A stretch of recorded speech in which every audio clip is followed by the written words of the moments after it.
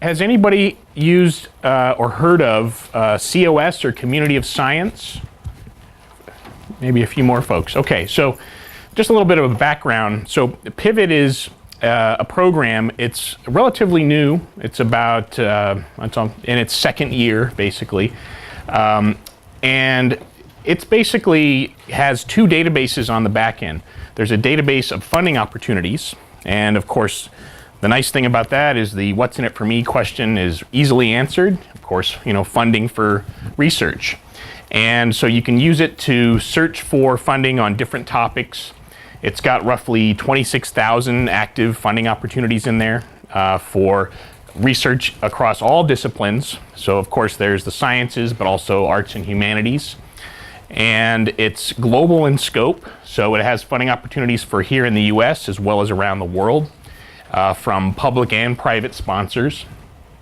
So that's one part of it, and we're going to look at some different ways you can use Pivot to identify funding opportunities, and then also some of the tools in there that you can use to share them with others, also to set up email alerts, so you can have it send you weekly messages that list any new or updated opportunities that match your specific search criteria.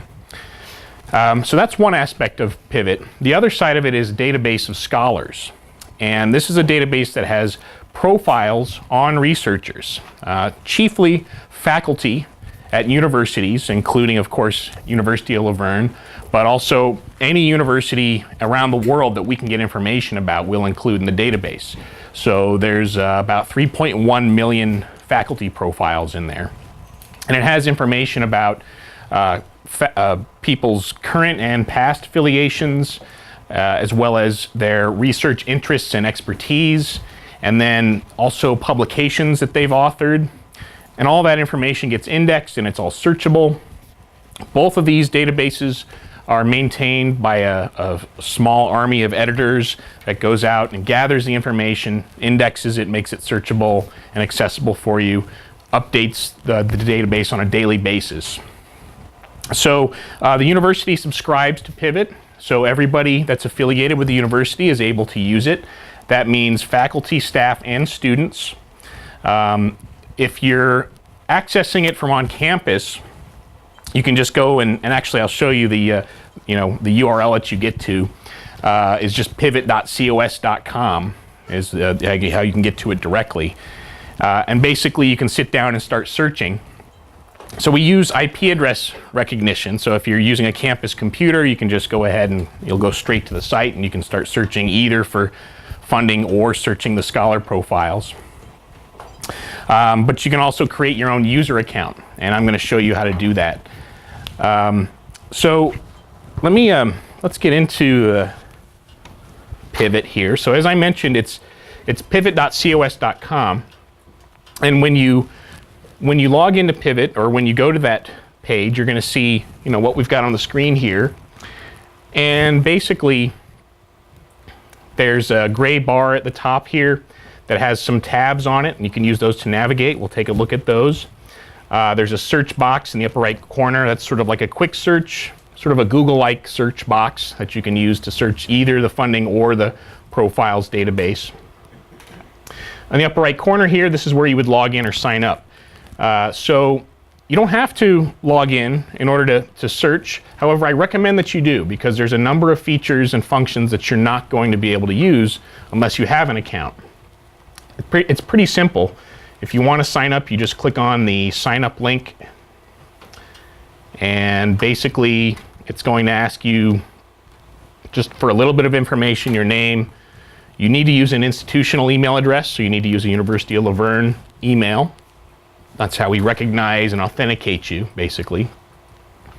And once you do enter that information, it's going to send you a confirmation email, and you've got to click on a confirm link in that message just to verify, yes, you do have access to that email account. And then you've got your Pivot account. So if you want to go ahead, those of you that have computers, you can go ahead and do that now. So, this is, of course, for University of Verne. What I'm going to do here for the demo, you'll notice this site that I'm using has this giant demo stamp on it. This is basically a demo server that we use. It's a copy of what you're going to see on the live server, but I can show you some things on this that I can't show you on the live production site. But everything that you see here otherwise is going to be the same. Now, one difference, of course, is this is actually an example account from a researcher by the name of Kathleen Farkas, who's at Case Western Reserve University. So, just an example here. But what I'd like to start off with is just doing some funding searches, and I'll show you what kind of information is in the database. Incidentally, if you have questions along the way, or if something's not clear, please stop and stop me and ask. Don't be shy about asking questions.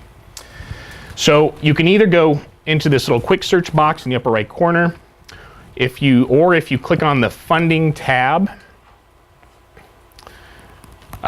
you'll see there's another search box here. This is actually another quick search box. It's the same essentially. The difference being you can search by text, which would just be putting in some key terms or words that are along the topics that you're interested in finding funding for. Or you can also search by sponsor if you're looking for funding from a particular sponsor, a foundation or a government agency. So I'm just going to start off very broad here, just so I can show you how this works. So let's say you're looking for some funds for cancer research. I think we'll find a few records in there. So 930 results. There's 930 funding opportunities that contain that word cancer in them.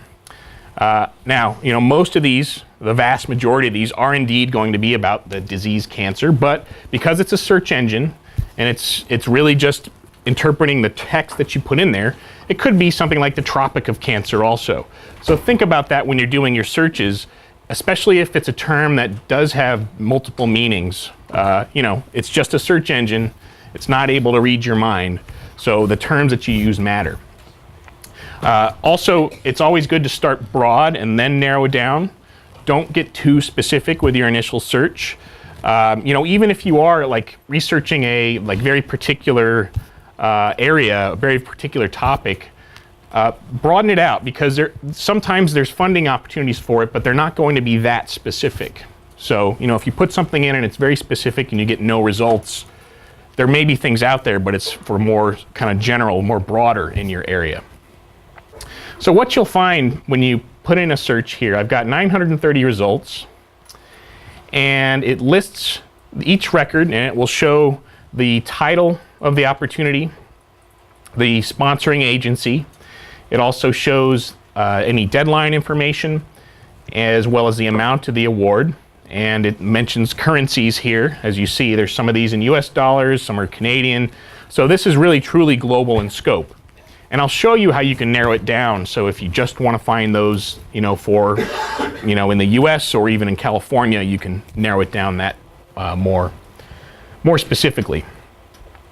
It's sorting these in order of relevance. So whenever you do a search, it tries to list what's most relevant towards the top. And you can resort these if you want, by title or sponsor, deadline, or amount. So let's take a look at one of these records, and I'm just going to pull up one here. Okay, so here's this one's an award, a $10,000 award. I just want to give an example here so you see the kind of information that we have for every funding opportunity. So again, there's the title. Each one has this unique ID number. That's just so that we can track it internally in the database. This is a prize or award. So there's lots of different types of funding available. Research, of course, is the #1 category, but there's other categories for things like travel, for facility use or equipment purchases, for publishing, visiting scholars, artistic pursuit, lots of different kinds of things in there. There's also, it's going to tell you the date it was last updated by our editors. And if we scroll down, we'll see the full details of the record. So we've got the website, that's where we're getting the information from, who the sponsor is. There's details about the amount of the award. There's a requirements field, and this field will put in some categories. So basically an editor will read the abstract and eligibility information and say, okay, this one is geared towards PhDs, MDs, or other professionals. So in other words, not for students. And also this one is geared towards new faculty or new investigators, another category. And you'll also see some other categories for things like, there are some that are for grad students specifically. There's ones that are for persons with disabilities or minorities. So there's different categories that you'll see there that would show up under requirements. Citizenship or residency and activity location. These are a couple of important fields, and you can use these to really narrow down your results and weed out things. So, if you know you're not doing research in New Zealand, of course, you can exclude that. But basically, this is where we would list countries or regions, political or geographic groupings, things like, either the US or California or the Caribbean, things like that. So there are, in this case, these are unrestricted. So anybody could actually apply and be eligible for this. And because it's an award, it's not really tied to any specific location anyway. So it's set up as unrestricted. There's the abstract and eligibility details, and all that comes right from the sponsor. And then you'll see some keywords. So every funding record has at least one, usually several keywords. And these are part of a controlled vocabulary that our editors will assign. So we have this sort of list of keywords that's, what is the area of research, what is the discipline that it focuses on, or what is it actually looking at. And we'll assign one or more of these. When we get into looking at the advanced search, you'll see where you can search by keyword. It's a really useful way to search rather than just searching by text. Like I mentioned earlier, if you have words that have multiple meanings, you're going to end up, like if you search on STEM in the context of education, science, technology, mathematics, you're going to end up with lots of records about stem cells. So you could use keywords to narrow that down and say, actually, I'm looking for the education keyword, and that gives it some context. So we'll look at that a little bit later. And then there's deadlines. So we've always got the sponsor deadlines in here, at least one. Sometimes there's multiple deadlines depending, it may be it's awarded 4 times a year or something like that. Or perhaps there's an initial deadline for letter of intent, and then that's followed up by a deadline for the application. So we have all that information in here. And we'll list it, it tells you, what is actually, it's the nomination in this case, it's required. There's some extra details about it. And you see it's, this one's for October 10th, and it says anticipated.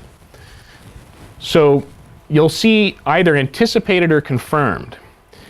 Confirmed means they've announced it for this year. We know for a fact this is what they're saying it is. Anticipated would mean typically they haven't announced it for this year yet, but last year and the year before, that's what this deadline was. Or based on our knowledge of this opportunity and this sponsor, this is what we expect it to be. So you can usually count on those. That being said, if you found an opportunity and you look at it and you say, well, this looks interesting, here's an anticipated deadline, I want to apply for it, but I want to be notified when that deadline gets updated.